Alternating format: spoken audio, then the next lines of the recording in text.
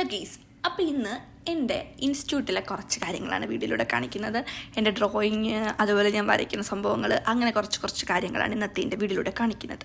എനിക്ക് 1:30 ക്ലാസ്. നല്ല രസമാണ് ഈ വെയിലത്ത് ഇങ്ങനെ ഉച്ചയ്ക്ക് 1:30 ക്ലാസ്സിനൊക്കെ പ്രത്യേകിച്ച് അറിയില്ല കൊച്ചിയിലെ അവസ്ഥ. അങ്ങനെ തന്നെ മെട്രോ സ്റ്റേഷനിൽ വന്നു. സ്റ്റേഡിയം മെട്രോ സ്റ്റേഷനിലാണ്. മെട്രോ സ്റ്റേഷനിലോട്ട് കയറുന്നത് മാത്രമേ ഓർമ്മയുണ്ടായിരുന്നുള്ളൂ. പെട്ടെന്നായിരുന്നു എൻ്റെ മെട്രോ ആലുവ ഫെഡറലോട്ട് പോകുന്ന മെട്രോ വന്നെന്ന് ഉള്ള ഇൻഫർമേഷൻ കിട്ടിയത്. അപ്പോഴും തുടങ്ങി ഓട്ടമായിരുന്നു. പിന്നെ ഓടിയത് അതിനകത്ത് കയറിക്കഴിഞ്ഞ് എനിക്ക് വീഡിയോ എടുക്കാൻ പറ്റുള്ളൂ. സത്യം പറഞ്ഞാൽ ഈ ചൂടത്തും വെയിലത്തിനകത്ത് കയറി കഴിയുമ്പോൾ കിട്ടുന്നൊരു സുഖമുണ്ട്. ആഹാ, എന്താ ആശ്വാസം. സത്യം പറഞ്ഞാൽ മെട്രോ ഇപ്പോൾ എനിക്ക് എൻ്റെ അമ്മ വീട് കണക്കായി. സ്റ്റേഡിയത്തിനകത്ത് പോയി ആണെന്ന് തോന്നുന്നു.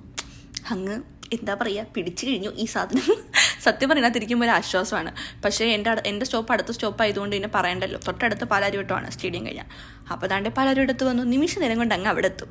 പിന്നെ അതിനകത്ത് പുറത്തിറങ്ങി ചാടി വീണ്ടും വെയിലത്തൂടെ തന്നെ നടക്കണമല്ലോ എന്ന് ആലോചിച്ചുകൊണ്ട് താണ്ടെ കുടയും പിടിച്ചുകൊണ്ട് സവാരി നടക്കുകയാണ് ഞാൻ. അങ്ങനെ താണ്ടെ എൻ്റെ ഇൻസ്റ്റിറ്റ്യൂട്ടിൻ്റെ ഫ്രണ്ടിലെത്തി ഗൈസ്. ഇതിനകത്ത് കയറി കഴിഞ്ഞപ്പോഴാണ് ഞാൻ കഥന സത്യം മനസ്സിലാക്കിയത്. ഒരു തിണ്ടികളൊന്നും വന്നില്ല എന്നുള്ളത്. അത് സാരമില്ല. അപ്പോൾ എൻ്റെ ഒരു കൂട്ടുകാരൻ താണ്ടെ എനിക്ക് ഒരു മുറുക്കം തന്നിട്ട് അവൻ്റെ പാട്ടിന് പോയി. പിന്നെ അതും ചവച്ചുകൊണ്ടിരുന്ന്. അത് കഴിഞ്ഞ് താണ്ടെ എൻ്റെ ഡ്രോയിങ് ബുക്ക് എടുക്കാനുള്ള തത്രപ്പാടിലാണ്. ഏറ്റവും അടിയിലെങ്ങാണ്ടാണെന്ന് തോന്നുന്നു. ഞാൻ തിരഞ്ഞിട്ടൊന്നും കിട്ടിയില്ല. പിന്നെ അവസാനം ഞാൻ ക്യാമറ കട്ട് ചെയ്യേണ്ടി വന്നു. അങ്ങനെ താണ്ടെ നീണ്ട തെരച്ചിൽക്കൊടുവിൽ എൻ്റെ പേര് താണ്ടെ സുജിഷ VS. എൻ്റെ ഡ്രോയിങ് ബുക്ക് കിട്ടി ഗൈസ്. അങ്ങനെ ഇന്ന് ആരും വരുത്തില്ല എന്നുള്ള രീതിയിലായിരുന്നു ഞാൻ ഇരുന്നത്. ഇൻസ്റ്റിറ്റ്യൂട്ടിന് ഫസ്റ്റ് ചെയ്യുന്ന സാധനമാണ് താണ്ടെ ഈ വെള്ളം കൂടി. സത്യം പറഞ്ഞാൽ വെയിലത്ത് ഇടന്നിരുമ്പോഴത്തേക്ക് ഒരു പരിവോ. അപ്പോൾ പിന്നെ ഇതില്ലാതെ പറ്റില്ലല്ലോ. പിന്നെ അതിന് ശേഷം താണ്ടെ എൻ്റെ പണി സാധനങ്ങൾ എടുക്കലാണ്. എൻ്റെ പോസ്റ്റർ കളർ, പിന്നെ അത് കഴിഞ്ഞ് താണ്ടെ കളർ പാലറ്റ്, പിന്നെ അതിന് ശേഷം എൻ്റെ കളർ പെൻസില്, പിന്നെ ബ്രഷ്. ഇതാണ് ഞാൻ വരച്ച ഡ്രോയിങ്സൊക്കെ. ഇത് ഗാർമെൻറ്റ്സ് മറ്റു കാര്യങ്ങളൊക്കെയാണ്. ഞാൻ പെട്ടെന്ന് ഓടിച്ച് കുറച്ച് കാര്യങ്ങളൊക്കെ കാണിച്ചു തരാം.